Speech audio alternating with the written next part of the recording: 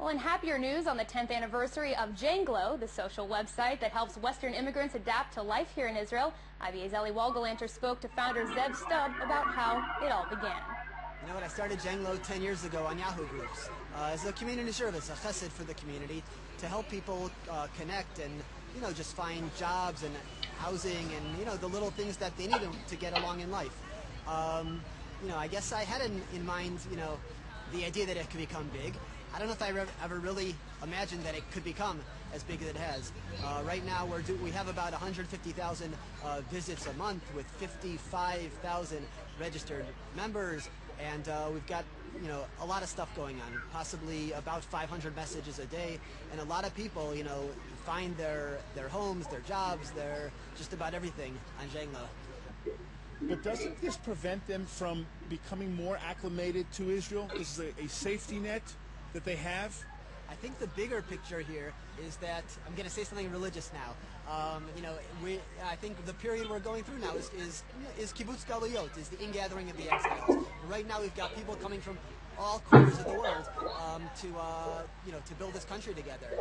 Some of us came from, you know, maybe less wealthy countries where they didn't have as much choice. Some of us are coming from wealthy countries where we are making a choice to sacrifice something to come here. So you know, I think those people need to have it as easy as possible. You've spawned so many other lists all over the country, even in neighborhoods within the city. How do you feel being the grandfather to all these Anglo communities online? I guess they say imitation's the sincerest form of flattery. I'm doing my best. You know, thank God. I think the vision, you know, the vision has, you know, adapted over time. But I think I've had a good vision for also, you know, unity. You know, I think people feel that there's no, you know, religious direction or, you know, what's the word? You know, forcing people. You know, there's no kind of, you know, there's none of that in you know, on Janglo. There's, you know, I think, you know, I think it's been an open community, and people, and again, people want to help each other, and it's giving people the framework to do that. What are some of the funnier things that you've seen and read on Janglo lists? A little bit ago, we did a top 10 funniest messages on Janglo event, or a bit on one of the shows.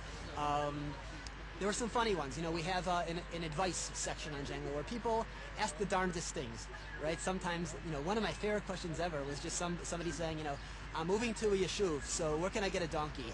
You know, feeling, you know, or just questions like one of the famous questions is, I have a shirt that says dry clean only.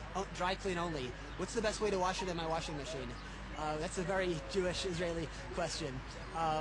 There's some, you know, just things like, there was a question a few weeks ago, does anybody have a replacement part for my 38-year-old fire extinguisher that I bought at Sears?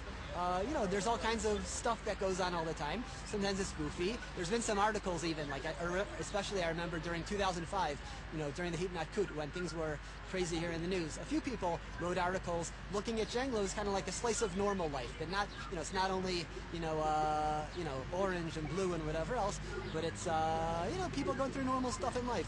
Where can I send my kid to school, camp, whatever. You developed this into a full-time job running Janglo. How did that happen? It's a lot of blessing. You know, I think everything in the world that's worthwhile, you know, is difficult. Right? So it took me probably close to a year to develop the site that it is now, including a false start. I launched an original site that bombed. I shut it after a month, and then I was able to reopen a new one. And you know, a lot of luck from God, and a lot of hard work on my part as well. It's been a long road, but I'm really enjoying it now.